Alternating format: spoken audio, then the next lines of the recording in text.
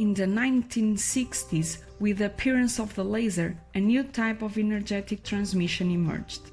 Initially, it was applied to communications, allowing an increase in the capacity to transmit information.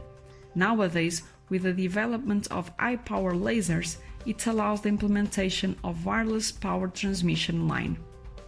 The following aspects must be considered when controlling beam propagation in the atmosphere. Atmospheric propagation. During propagation, the beam suffers attenuation and distortion. Natural divergency. When the light beam propagates through the atmosphere, it will naturally diverge. This phenomenon is more intense the smaller the beam diameter is. Therefore, it is necessary to control the initial beam diameter. In simpler solutions, where the propagation distance is fixed, only one length is needed to minimize losses. However, for multiple distance application, a telescope is required.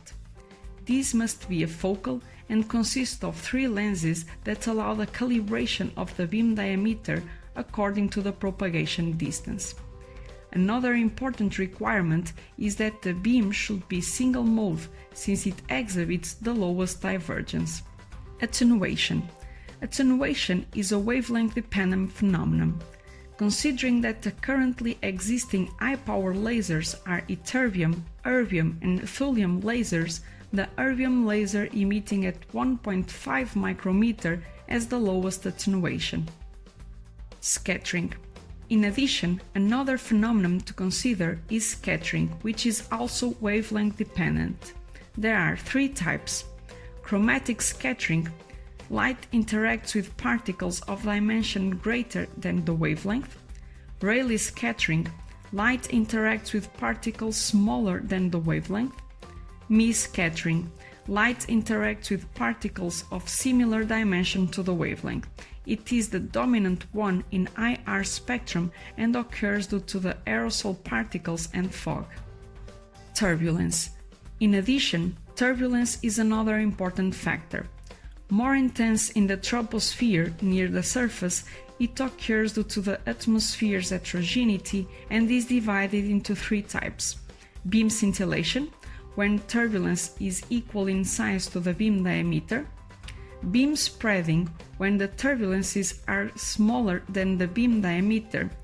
Beam wandering, when turbulences are larger than the beam diameter and with a higher impact on the establishment of wireless energy lines.